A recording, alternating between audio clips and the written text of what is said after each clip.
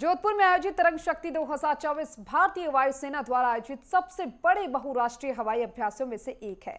यहाँ एयरफोर्स भारत रक्षा विमानन प्रदर्शनी 2024 की भी मेजबानी कर रहा है। आत्मनिर्भर भारत को प्रदर्शित करती जोधपुर में ये रक्षा प्रदर्शनी 14 सितंबर तक जारी रहेगी। वायुसेना के दमखम की एक झलक देखेंगे, उसके बाद डिबेट की शुरुआत करते हैं। जरा देखिए।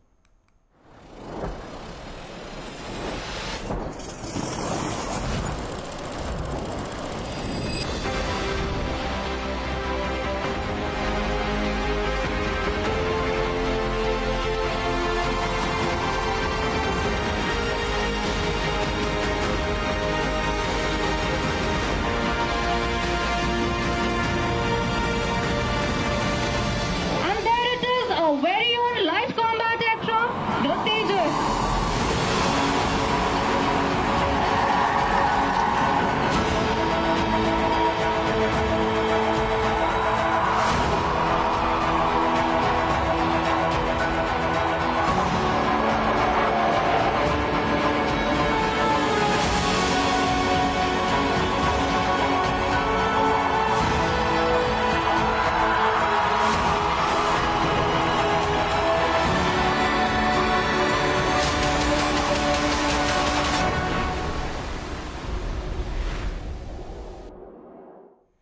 और चलिए आज इस हमारे खास प्रोग्राम में बात करेंगे तरंग शक्ति 2024 की, और इसी के साथ ही कुछ खास मेहमान भी हमारे साथ जुड़ चुके हैं इस चर्चा में शामिल होने के लिए। रक्षा विशेषज्ञ स्क्वाड्रन लीडर वर्लिन पवार हमारे साथ जुड़ चुकी हैं, बहुत बहुत स्वागत है आपका। विदेश मामलों की जानकार संजय श्रीवास्तव हमारे साथ जुड़ चुके हैं, आपका भी बहुत बहुत स्वागत है। साथ ही final assault editor Neeraj Rajput हमारे साथ जुड़ चुके हैं, आपका भी बहुत बहुत स्वागत है। तो चलिए शुरुआत करते हैं तरंग शक्ति 2024 की। सबसे पहले आपके पास आऊंगी वर्लिन पवार जी, क्योंकि देखिए तरंग शक्ति 2024 एक अलग ही जज्बा, एक अलग ही जुनून हम सब में पैदा करता हुआ दिखाई दे रहा है। किस तरीके से इसको समझा जा सकता है कि ये भारत की शक्तियों को और ज्यादा बढ़ावा देगा? किस तरीके से तरंग शक्ति 2024 खास माना जा सकता है?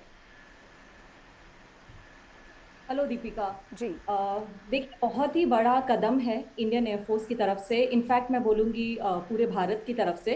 बिकॉज क्या होता है कि मोस्ट ऑफ द टाइम हम एक्सरसाइजेज अपने जहाज़ों के साथ करते हैं। तो हमारे जहाज़ होते हैं, जैसे हमारे पास आज की डेट में LCA है, रफेल है, मिराजेस है, हम उनके साथ एक्सरसाइज करते हैं। और हम बहुत ही इंटेंस, एक बहुत ही पेचीदा सा हम एक एक्सरसाइज को बनाते हैं, ताकि सारे जितने भी एलिमेंट्स पार्टिसिपेट कर रहे हैं उन सबको बेस्ट ऑफ द एक्सपोजर मिले, क्योंकि ये एक सिमुलेटेड एटमॉस्फेयर है जो हम क्रिएट करते हैं।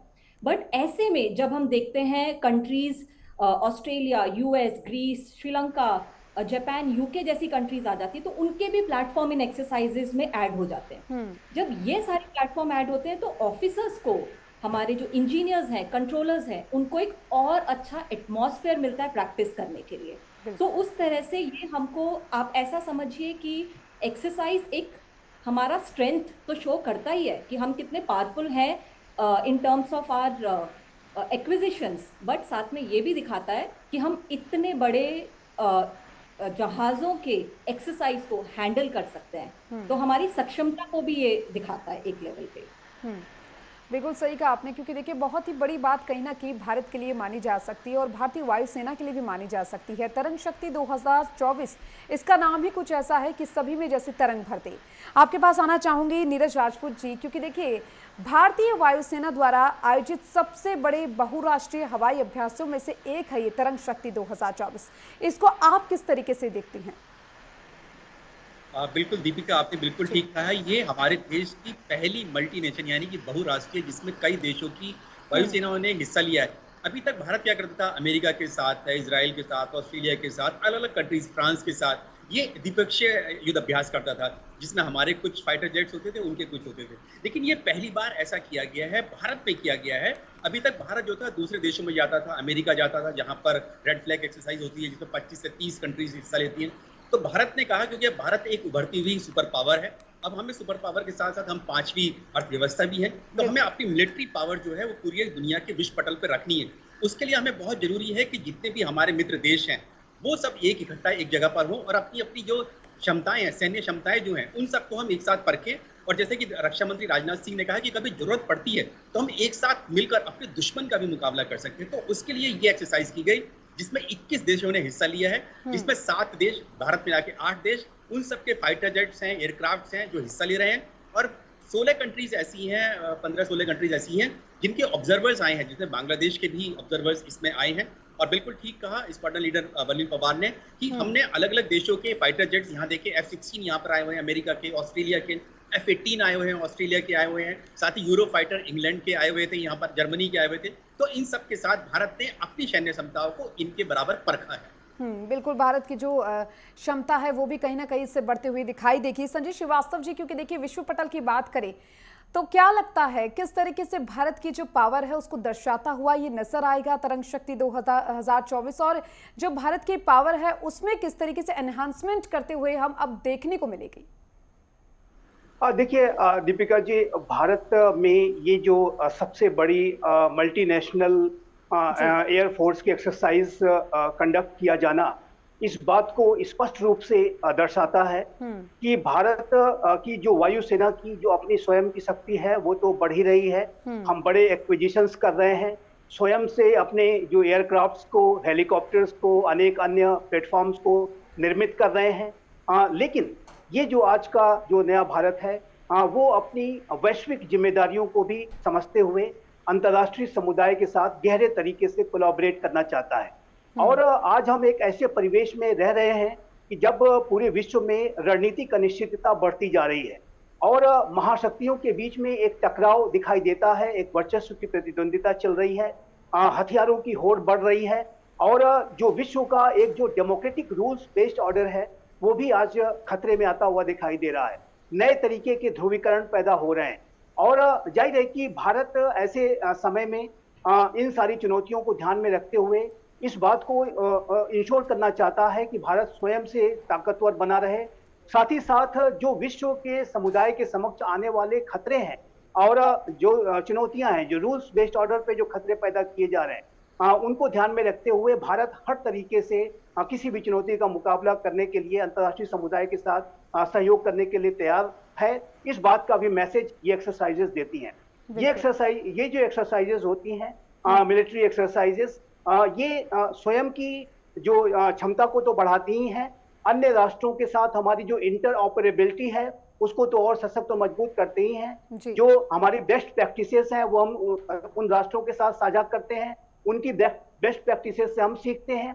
लेकिन ये जो एक्सरसाइजेज होती हैं वो एक स्ट्रेटजिक सिग्नलिंग भी करती हैं, स्ट्रेटजिक मैसेजिंग भी देती हैं कि यदि वर्तमान समय में कोई राष्ट्र, कोई भी ऐसी शक्ति जो कि विश्व के लोकतांत्रिक व्यवस्था को, रूल्स बेस्ड ऑर्डर को अगर कोई डिसरप्ट करने की कोशिश करेगा, कोई एकाधिकार स्थापित करने की कोशिश करेगा, तो ऐसे में भारत जैसी महाशक्ति अंतर्राष्ट्रीय समुदाय के अन्य लोकतांत्रिक राष्ट्रों के साथ मिलकर के भी गहरे तरीके से कोलैबोरेट करेगी और किसी भी चुनौती का मुकाबला कर सकती है। तो ये मेरा मानना है कि एक बहुत ही बड़ा अवसर है और ये जैसा कि हमारे रक्षा मंत्री श्री राजनाथ सिंह ने कहा, 60 वर्षों के बाद एक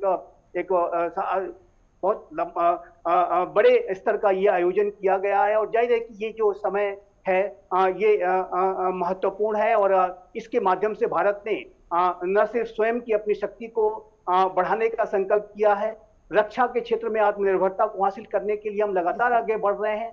मेक इन इंडिया पर तो हम काम कर ही रहे हैं, लेकिन हमारा मेक फॉर द वर्ल्ड का भी विजन है। जो आज हम भारत जो नए जो प्लेटफॉर्म्स बना रहा है, चाहे वो तेजस हो, चाहे वो लाइट कॉमेट जो अन्य हेलीकॉप्टर्स हो, वो सारे के सारे जो प्लेटफॉर्म्स हैं वो भारत की स्वयं की शक्ति को तो बढ़ा ही रहे हैं, भारत के डिफेंस एक्सपोर्ट्स को भी वो बढ़ा रहे हैं। भारत विश्व के बाजार में अपने मित्र राष्ट्रों के लिए एक बड़े आर्म्स के एक्सपोर्टर के तौर पर भी उभर रहा है, ये इस बात को भी दर्शाता है। और जो एक इसके साथ एक जो एक्सपो का आयोजन किया गया है उसमें जाहिर है कि अनेक तरीके के जो इक्विपमेंट्स का प्रदर्शन होगा और अनेक जो वहाँ पर कंपनीज वहाँ पर ऑलरेडी जयपुर में है, जोधपुर में है, क्षमा करें, और ये जो सारी जो कवायद है उसके माध्यम से भारत अपनी स्वयं की जो डिफेंस प्लेटफॉर्म्स को शोकेस भी कर रहा है और विश्व के साथ अपना सहयोग करते हुए उनसे बहुत कुछ सीख भी रहा है। जाहिर है कि इसका ये जो पूरी एक्सरसाइज और जो जो प्रदर्शनी लगाई गई है उसका भी एक बहुत बड़ा महत्व है। बिल्कुल सही कहा आपने, क्योंकि देखिए भारत कहीं ना कहीं एक महाशक्ति बनता जा रहा है और जो बाकी जो देश है वो भी कहीं ना कहीं अब भारत पर निगाहें टिकाकर भारत की जो शक्ति है वो देखने के लिए पूरी तरीके से आतुर होते हुए नजर आ रही हैं। वर्लिन जी, क्योंकि देखिए आप तो एयरफोर्स में रह चुकी हैं, ऐसे में आप भली भांति जानती होंगी कि किस तरीके से ये जो इस तरीके की महाशक्ति शामिल की जाती है भारतीय वायुसेना को किस तरीके से और ज्यादा स्ट्रांग बनाती है और क्या कुछ और ज्यादा आकर्षित हमें देखने को मिल सकता है। दीपिका, सबसे पहले क्योंकि हमारे कई दर्शक हैं जो अभी देख रहे होंगे इस एक्सरसाइज की न्यूज़ हमारे चैनल के थ्रू, उनको मैं बताना चाहूंगी कि इन एक्सरसाइजेस का मेन उद्देश्य ये होता है कि हमारे जितने भी एयर क्रू है, कंट्रोलर्स हैं, हम हमेशा एयर क्रू को देखते हैं।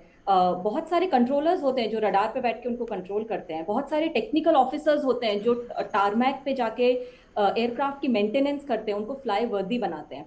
सो जब हम कोई एक्सरसाइज करते हैं, जैसे हमको ये बताया कि हमारा पिच ब्लैक ऑस्ट्रेलिया में एक्सरसाइज होती है, रेड फ्लैग एक्सरसाइज होती है, तो वहाँ हम एक सिलेक्टेड क्रू को ले जा पाते हैं, वहाँ हम ज़्यादा लोगों को एक्सपोजर नहीं दे पाते हैं।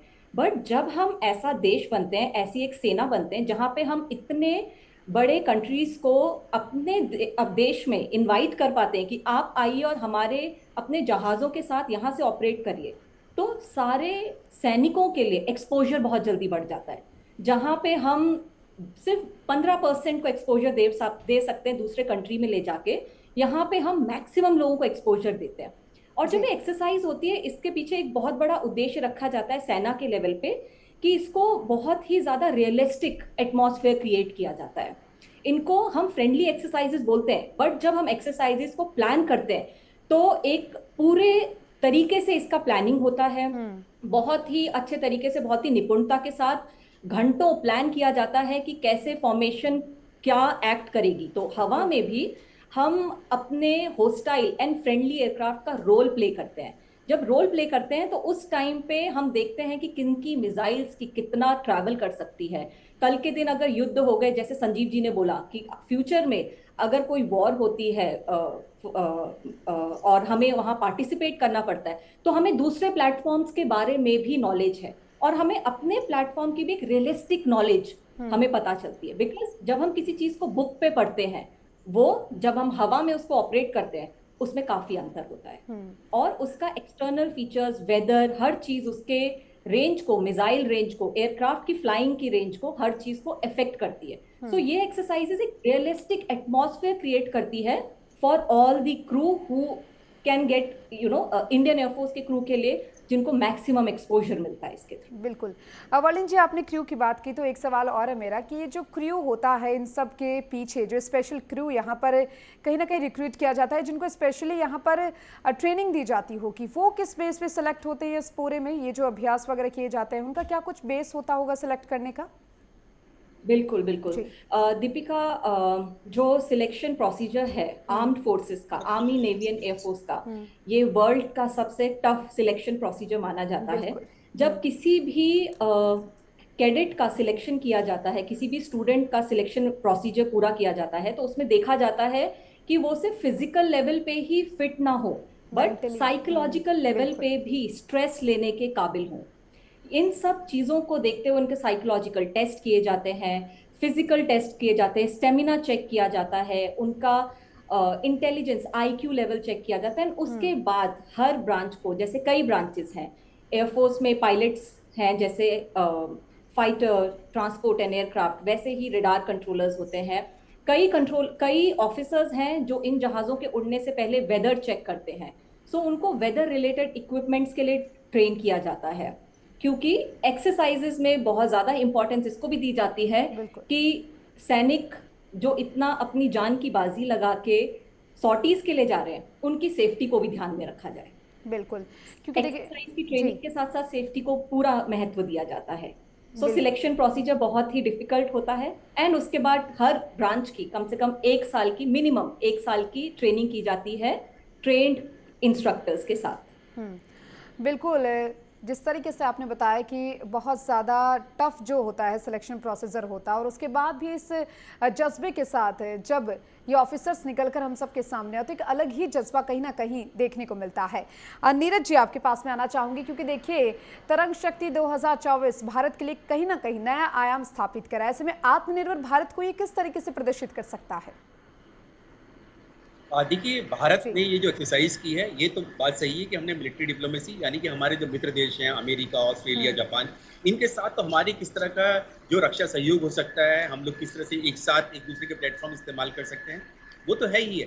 दूसरा एक और जो बड़ा इसका उद्देश्य है इस एक्सरसाइज का इसलिए है कि भारत जो एक समय में दुनिया का सबसे बड़ा जो इम्पोर्टर माना जाता था हथियारों का, यानी कि आयातक देश माना जाता था। हमारे 70-80% जितने भी वेपन्स थे, हथियार थे, टैंक हो तो वो सब हम विदेश से खरीदते थे। लेकिन आज के समय में हम लोग जो आत्मनिर्भर भारत की बात करते हैं, रक्षा क्षेत्र में हम सेल्फ रिलायंस की बात करते हैं, उसके तहत हमने अपने खुद के प्लेटफॉर्म्स तैयार किए हैं, मिलिट्री प्लेटफॉर्म्स, जिसमें LCA तेजस है हमारा, साथ ही हमारा LCH प्रचंड हमारा हेलीकॉप्टर है, अटैक हेलीकॉप्टर है, जो आज जहां अभी मैं जोधपुर में एयरबेस पर मौजूद हूँ, यहाँ पर उन्होंने अपना खुद का यहाँ पर दिखाया, उन्होंने अपना प्रदर्शन दिखाया, अपनी क्षमताएं दिखाई।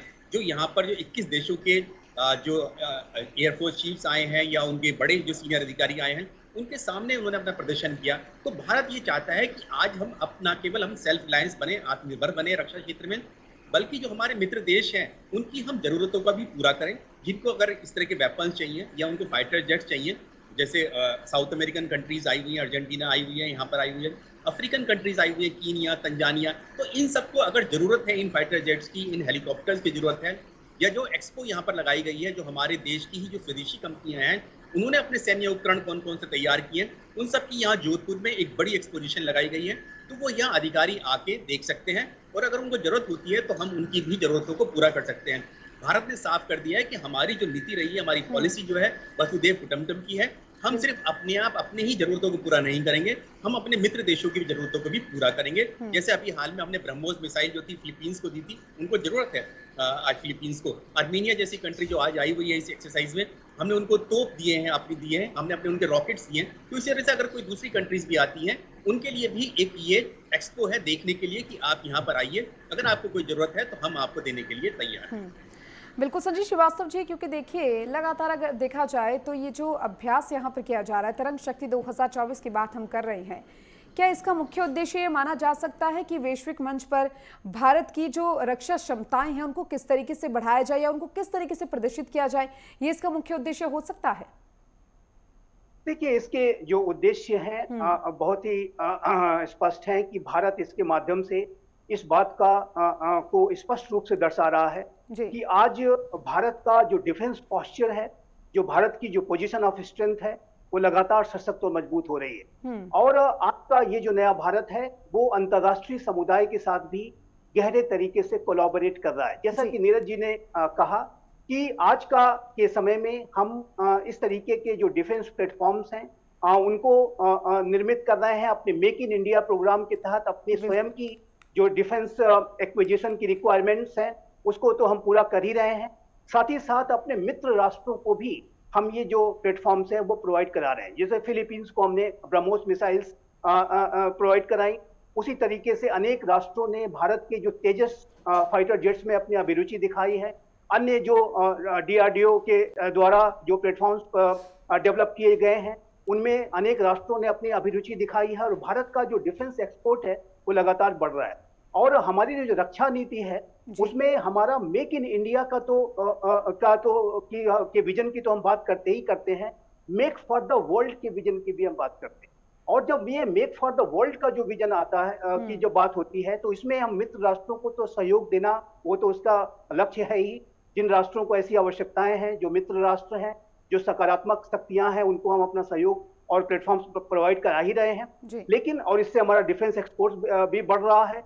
लेकिन इसका एक मैसेज जो जिसके मैं कह रहा था, जो बात जाती है कि पूरे अंतर्राष्ट्रीय समुदाय में ये एक स्ट्रेटेजिक मैसेजिंग भी भारत करता है कि आज का ये जो भारत है, आज का ये जो नया भारत है, वो अंतर्राष्ट्रीय समुदाय के समक्ष आने वाली किसी भी बड़ी से बड़ी चुनौतियों को डील करने के लिए तैयार है।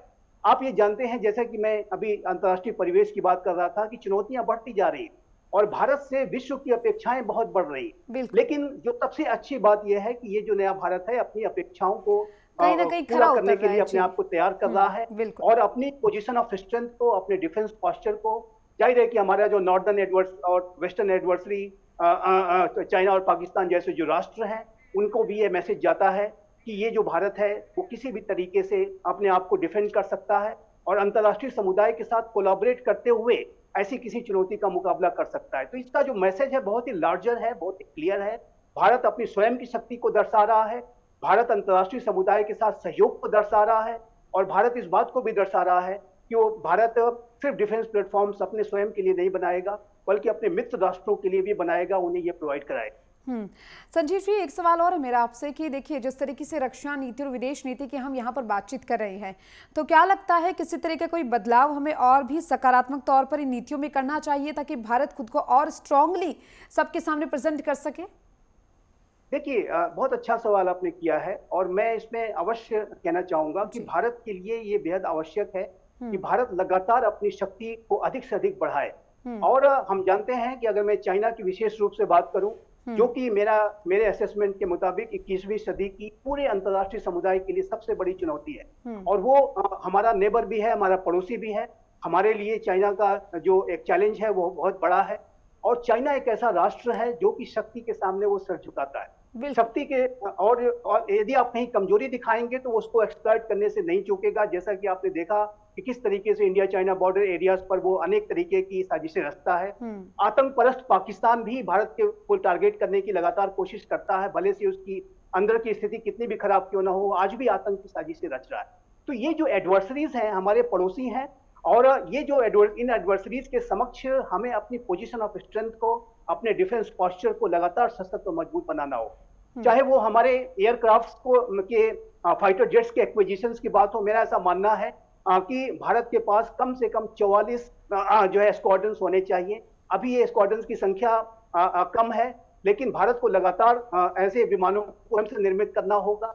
और और मैं आपके चैनल के माध्यम से अभी हम तरंग शक्ति की चर्चा कर रहे हैं, तो मैं यह अवश्य कहना चाहूंगा कि भारत को इस बात की भी कोशिश करनी होगी, प्रयास करना होगा कि भारत आने वाले समय में 5th जनरेशन के फाइटर जेट्स को भी एक्वायर करे, अपनी वायुसेना में शामिल करे।